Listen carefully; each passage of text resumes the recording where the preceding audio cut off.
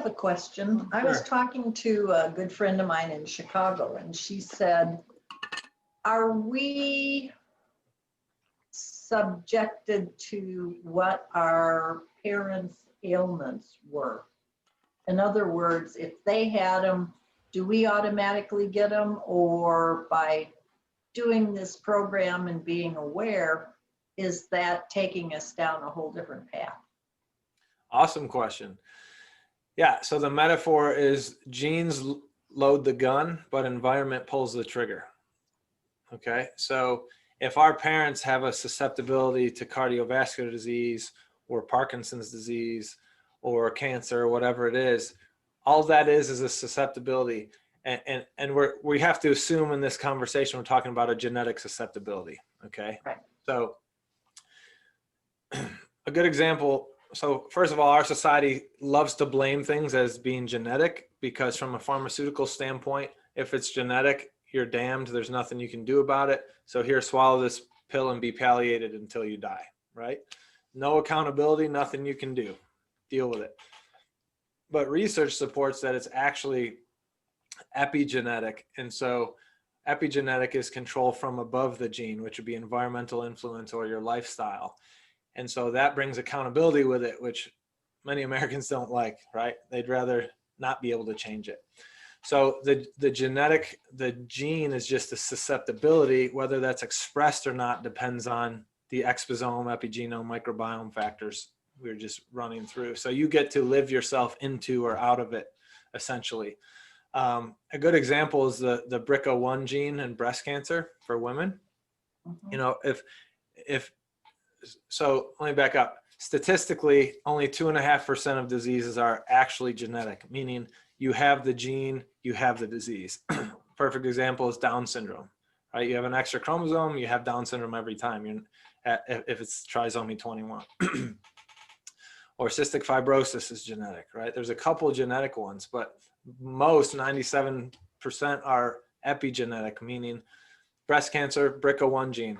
There's hundreds of thousands of women in the US with that gene. If it were genetic, all of them would have breast cancer. That's not what we see. Some do, some don't. Why? Exosome factors. Some smoke, some drink, some are in bad relationships, some have bad nutrition, some are obese, whatever, right? So whether or not, if the gene is a light switch, if it stays off, you know, we make choices that promote the off position, or if we live long enough making wrong choices or wrong exposures, it's in the on position, right? And sometimes the wrong choices or wrong exposures aren't consciously chosen by me. Like, I may have been born into a family that lived next to Chernobyl, right? Well, that's radiation exposure that I didn't choose, but that's an epigenetic factor. So does that make sense? Mm-hmm. So we all have susceptibilities. It's just, are they expressed? Okay. And then ultimately we're all going to die. So what do we die from? Again, we can make choices to help compress morbidity, like we've spoken about in a previous video, so that we have the most quality of life in our years as possible before we kind of motor down. Or we can choose poorly or live like a standard American and have a lot more suffering in our years. So that would be the answer. Genes load the gun, environment pulls the trigger. Okay. Yeah, I was curious about that, because she was saying definitely it's your genes, you know, whatever genes you got it. Yeah, that's old thinking. Mm-hmm. Sure.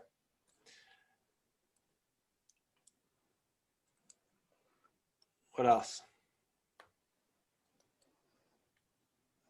I like what you said about live yourself into it or out of it. That's I've never heard it said like that or thought of like that. I'll have to think about that. Yeah. Well, that's the, you know, that's, if you accept that and live that way, then apple or donut, you know, stairs or elevator, first parking spot, back of the parking lot, like all of those choices start to matter. And again, we build momentum. The more we choose apple, the more momentum we drive, you know, away from that susceptibility. The more we choose donut, the more, you know, the more steps we're taking towards that susceptibility. So if you think about it on a choice by choice basis, not to stress yourself out, but you can say, okay, I'm winning small wins every day, right? Versus if you accept that it's genetic and there's nothing you can do, well, why put in the effort to exercise, or why spend extra money on organic? I'm going to die anyway. And it's like, well, that's not a good life. You know? And it's tough when it seems like the standard American diet and what your friends are doing, everybody else is choosing the donut. Right. And here you are. And sometimes it does cross your mind. It's like, why am I doing these yoga stretches in the morning and I'm getting up an hour earlier to do all this stuff when, you know, my girlfriend's healthier than I am, and or seems to be healthier than I am, and she's eating the donut. And sometimes it gets a little, I don't know what the word is, but, you know, it gets a little frustrating when you know that what you're facing now is you can't live like everybody else. Yeah. You're not going to eat you can't go to get a pizza every weekend and drink a beer with your friends. And sometimes it's hard because it's a social thing, or, you know, my mother always, I go over there, it's like she has the mother, you know, I want to feed you, have a muffin, do all this, you know, Mom, I'm gluten-free, you know, or whatever.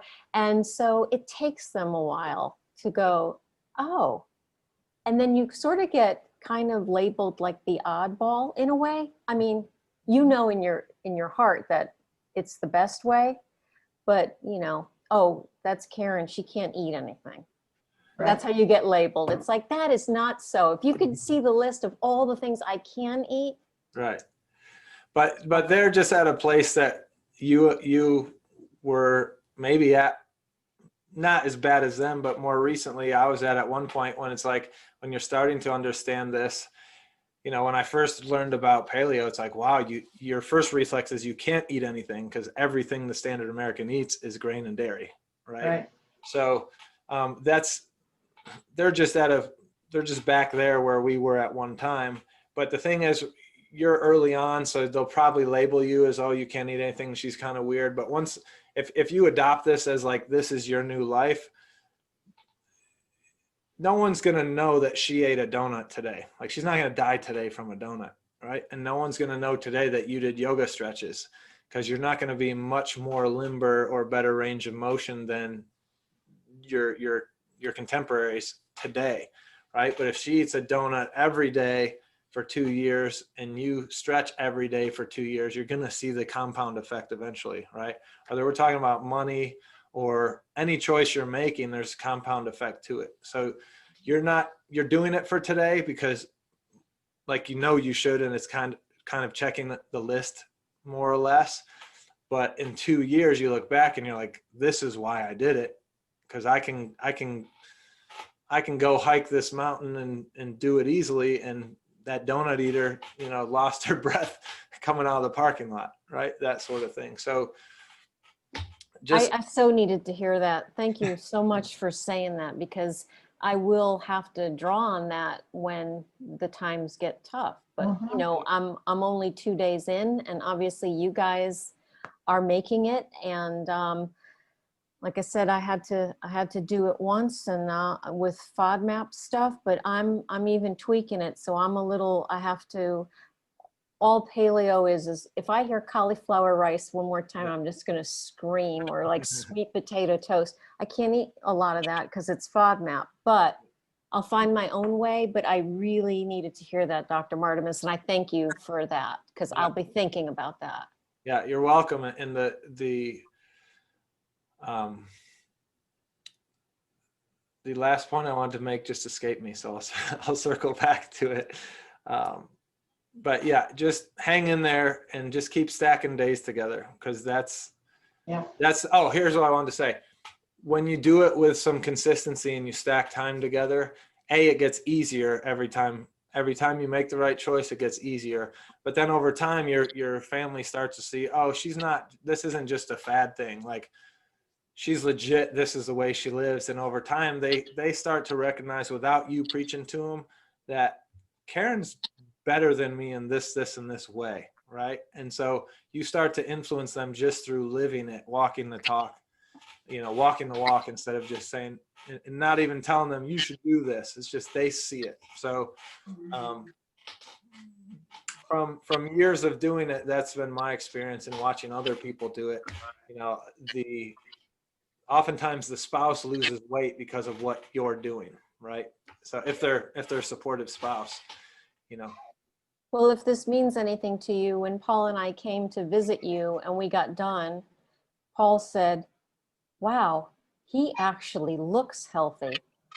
Because so many times the nurse checking you in is obese, or the doctor asking you questions, oh, what did you eat today, or whatever, is overweight himself, or whatever.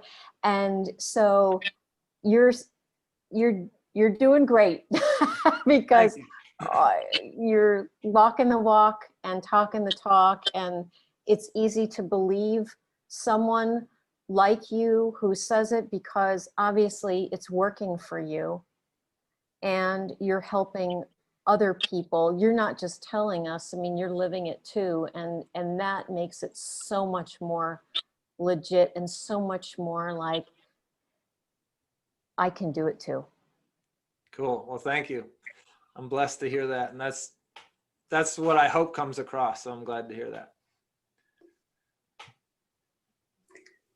Yeah, hang in there, Karen, because we know like our family has been on a long, very long road with young children and everything, just like, and crazy diets and stuff. And yeah, I mean, we're probably, we're like that family, which is so hard because I hate to rock the boat at all or be any trouble to anyone, but God's had a journey for us. And it's funny how everything that was a weakness for us over the last few years is all of a sudden a strength this year, because we've been sick. We know how to be sick. We know how to get ourselves well. We know how to be home. We know how to get along. We know how to walk a tough road together. We know how to be even not really ostracized, but like kind of like we know how to walk alone, and everybody else is kind of figuring that out this year, and they're really scared if they don't have that background, so I mean, God has a journey for you, and I think you'll be amazed. It's so hard to sow those seeds this is the hard time, the sowing time, but then you start to reap a little bit, and it's like, wow, and you'll just be kind of head and shoulders above your peers who didn't have to walk this road. Thank you. And it's not that they don't think you're weird, they'll still think that. But go weird. I mean, if I have to take my own meal somewhere, I'll take my own. Right. Yeah. Right. Yeah. So you can still go to that pizza and beer hangout. You're just not consuming in the pizza or the beer, right? But they have salads, they have grilled chicken, they have water. You can still go have fun. It's just you're consuming something different. Yeah. Right. Yeah. And you'll feel better when you leave and tomorrow. Yeah.